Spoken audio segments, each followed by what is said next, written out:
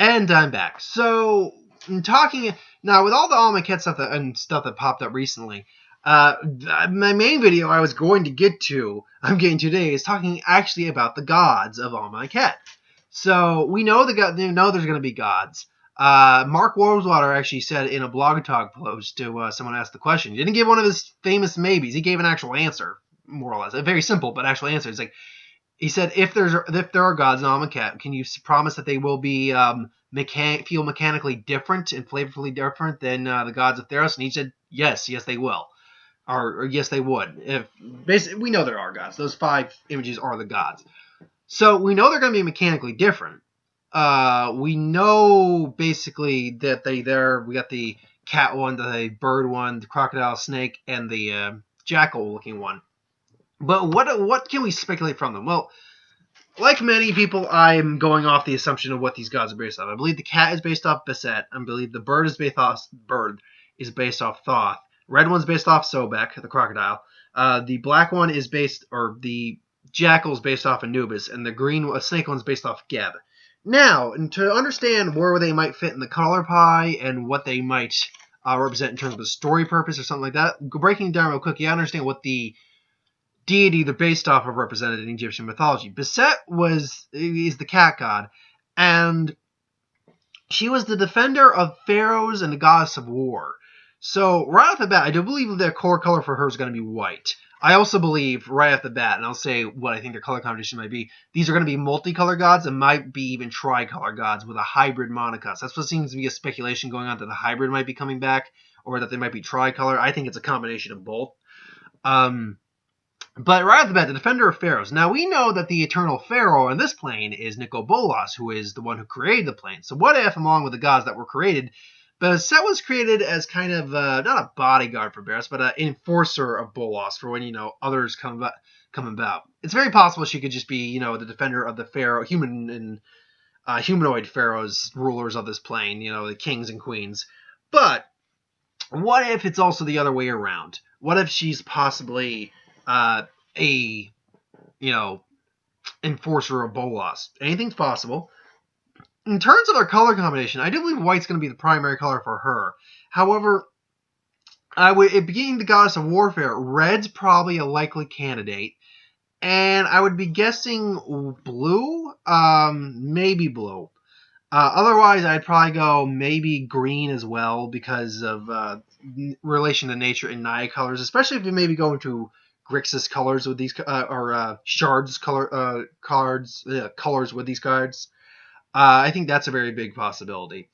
I've heard another rumor that maybe these are kind of like artifact creature gods, given the masks. I don't really go with that theory. It's an interesting theory, but I don't go with that theory myself.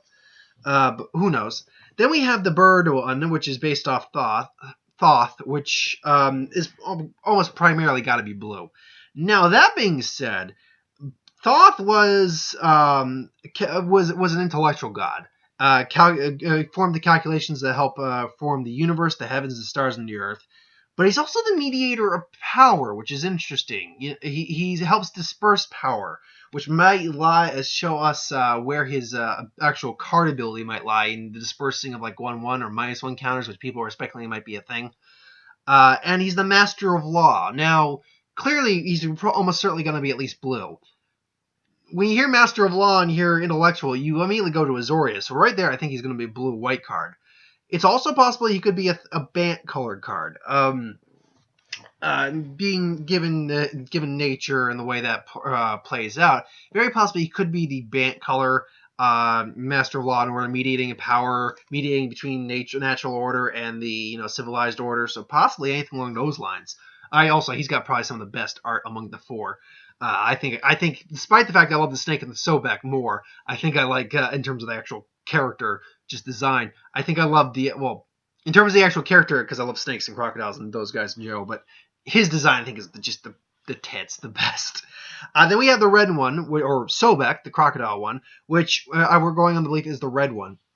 Now, he represents, interesting enough, people were kind of like, well, maybe the crocodile's not red. Maybe he's black. No, he's red, because Sobek is a very primal deity. Now, he also is a guardian god, protecting against, like, the viciousness of, like, the dangers of the Nile, like the crocodiles, like the hippos, stuff like that.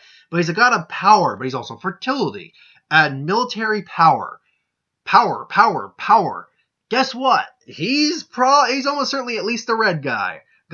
But also fertility, green right there. Power, aggression, ambition. I would be willing to bet this guy's the Jund color one, assuming we're going into these colors combinations right here. Then we have now this is where it's going to get a little tricky for actually talking about the shards. It's possible also that Thos might be an Esper color one right off the bat. I'll say that. But we have the black one, which one is based off Anubis. Anubis is the god of embalming, ushering souls to the dead, the judgment, being present for the judgment scales. Guardian of Dead didn't play any real huge part in any mythological story, but a black is a given. You'd think by that logic it's possible that he would be a black red card, just given the art, because she looks aggressive. I should say she, because it is clearly a she. But I don't think so. And that's because based off the god that Anubis, she's based off Anubis. Anubis wasn't like violent or anything. If you watch Gods of Egypt, which is a terribly fun, bad movie, they did do Anubis right. I did love how they did Anubis in that movie. So actually, now that I say that, I would still stay with the Bant one for Thoth, and possibly maybe even Grixis colors. I might take that back for the the Sobek one, either Grixis or Jund. And this is just going by the assumption of shards colors. They might actually not be. We might have a combination of shards wedge colors. Anything's possible.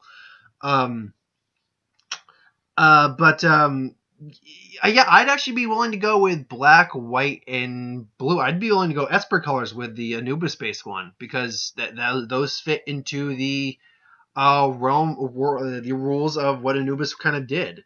And then we have the one that's the snake one, which there was some debate which one this was based off of, but actually looking into it, it's pretty clear it's based off Geb, which is the father of snakes and serpents. Also allows crops to grow, so also fertility, agriculture. Kind of got that mixed up with Sobek.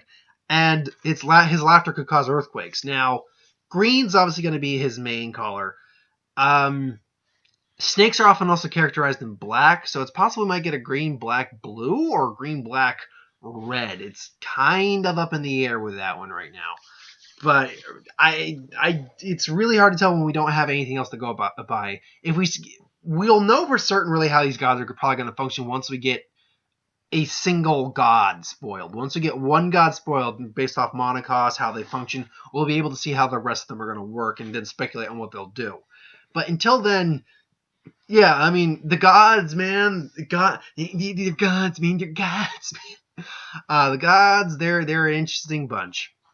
And I can't wait to see more of it. I can't wait to see this whole plane. This is one of the few planes I've really gotten excited about in the last couple of years. Last one I think was Tarkir, because I'm like, all right, dragonless dragon plane, and the dragons come back. It's like time travel. It's like, this is cool. Then I'm like, Zendikar's like, this was fun. Done with Eldrazi. Oh wait, the Shadows of Innistrad. All right, okay. First it's like, all right, getting back into it. More Eldrazi. Yay! It was fun. It was kind of like Cthulhu-esque, but still. Then Kalich, I'm like, all right, this is kind of cool. I'm like, and then by the end of Aether Ball, I'm like, this was fun. I would like to go to the next world, please. And then now we're getting Amonkhet, but now I'm like, ooh, no, yeah, Amonkhet, Pharaohs, Egyptian mythology, stuff I'm actually into. Because that's the thing, I'm not huge. I like Gothic horror fun, but I'm not huge into Gothic horror. Steampunk's fun, but whatever. And Battle for Zendikar just kind of felt like Zendikar 2.0, except it wasn't as good as the original Zendikar, even I'll say that. I enjoyed it, but it wasn't as good. And they admit that they kind of forgot with Battle for Zendikar to include the adventure world of Zendikar aspect into it, so they're like, oops, we goofed. But, now that the, spoiler if you haven't kept up the story, the Eldrazi are taken care of on that plane, maybe the next time we go back to Zendikar, it will feel a lot more Zendikar-like. There might be a couple of Eldrazi remnants remaining, but still. Anyway, though, thanks for watching. Hope you enjoyed it. Like, comment, share, subscribe. As always, if you want us to review something, put in the comments below. Let us know. We'll do a review of it at some point. Ideas for who wins. What if superhero, Star Wars, magic, yeah, and anything else you want me to talk about. Put those in the comments. I do take suggestions. Tonight will be Get Out. Saturday will be review for Dragon Ball Super episode 80. And Sunday will be box office and the Academy Awards. The 89th Academy Awards are on Sunday, so I'll have a video for that later. But until then, thanks for watching. See you next time.